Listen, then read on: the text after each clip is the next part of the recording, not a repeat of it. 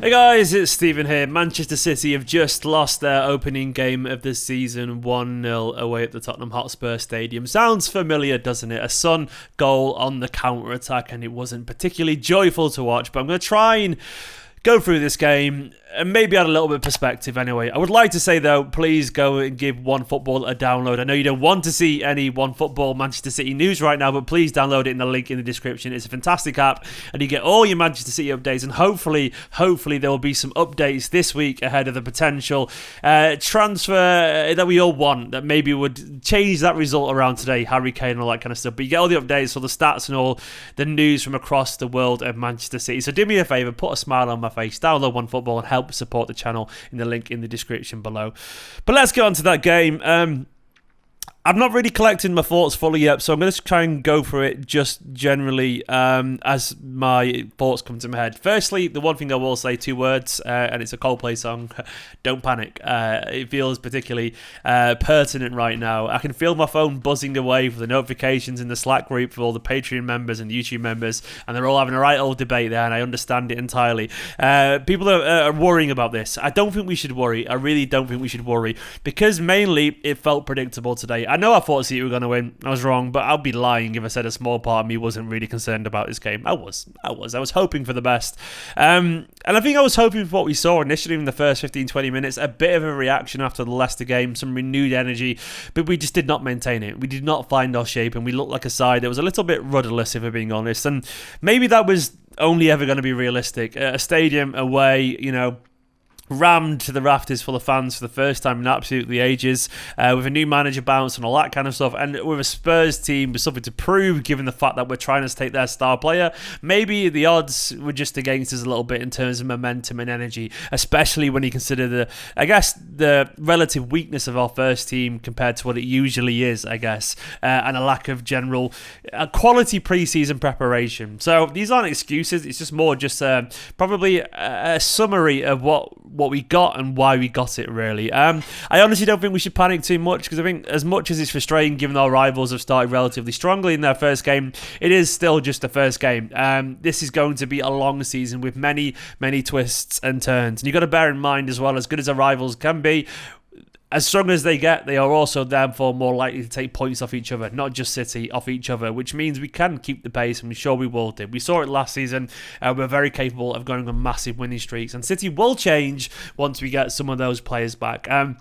That doesn't mean it wasn't a bad performance, and it doesn't mean I'm trying to defend it or anything like that. I'm just trying to say we're not going to see the best Manchester City, unfortunately, until a month from now. I know that sounds terrible and an awful long way away, but it's just very much the nature of the situation that we're in. The football today was confusing. It was confusing. I think that's probably the best way to put it. Confusing yet predictable. At times there was some good movement. There was the odd glimpse of the football that we know Manchester City can do, but we still wasted the big chances. This was Manchester City at their worst, where they don't fully have the answers, and then we do create chances, then we miss sitters. Like Mahrez particularly missed a sitter.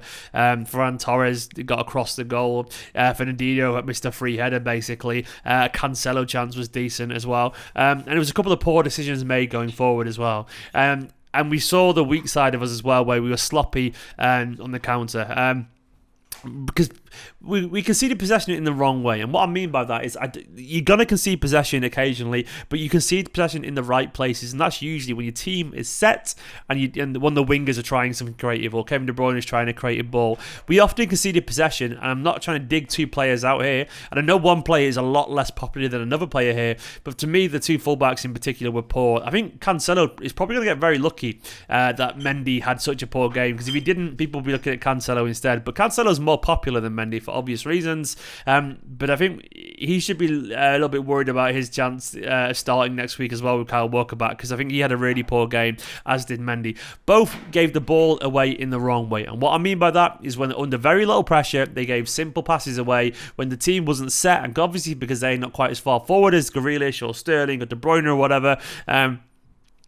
usually it leaves us a lot more vulnerable to a counter-attack. And Cancelo and Zinchenko, and Mendy were both very sloppy. Mendy in particular, I can't deny that, but both were very loose with the ball, which often, when they gave the ball away, they were so susceptible to a counter-attack, and that cannot maintain.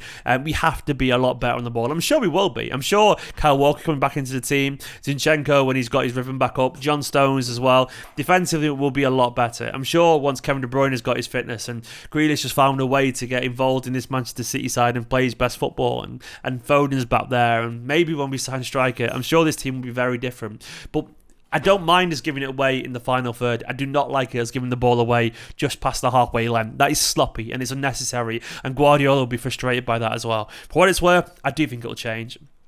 It isn't easy, but we have to go through this painful process to get to where we need to be, which is a month from now, unfortunately. I think it is. Going through the team, Ederson, frustrating for the goal. What I think happened, Ederson looks like he was anticipating a nick off Ruben Diaz and expected it to go the other way, so he was kind of flat-footed because Ruben Diaz threw himself at the ball but just missed it, which would have sent the ball to his left, and Ederson kind of paused and didn't go either way, unfortunately. It's hard to judge that because the split second, it's hard to read, and it's why so many crosses kind of find their way back in. It was kind of like that in that instance. Diaz and Ake I thought were fine. I've seen people diving in on Ake. I don't understand why. I think he was fine, really. I mean, it's hard to block a shot always, against a player as tricky as Son. Son's a very good player. Maybe he could have done a little bit more to block the shot, but I don't necessarily think he was at fault for the goal, really. And I think Ake and Diaz were actually okay defensively. I think Mendy and Cancelo beside him were poor. They were very poor, unfortunately. Expect more from Cancelo, which is what makes it frustrating. Werner was fine. He was running around chasing a lot of more youthful, energetic plays, but I think he was okay.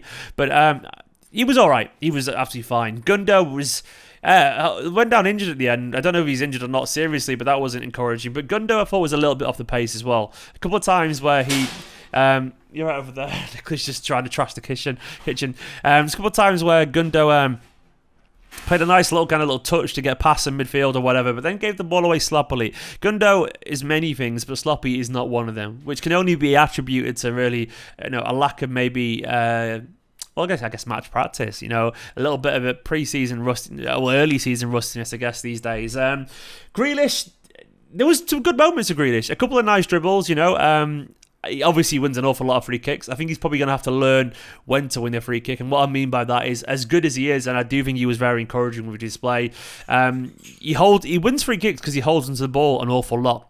And what that can do, though, is every time we concede a free kick, obviously the defence then gets set. And, you can't drag people out of space if the game's been paused every few minutes. So Grealish needs to learn how to play in the Manchester City way. But we saw enough today to know that he will learn. He's an intelligent player. But we saw enough to see that he has got a lot of quality to him. Obviously, I don't think he shined particularly brightly today, but I think he was still pretty decent. I'm not saying he had an incredible game, but a good game with some good moments and a couple of good dribbles.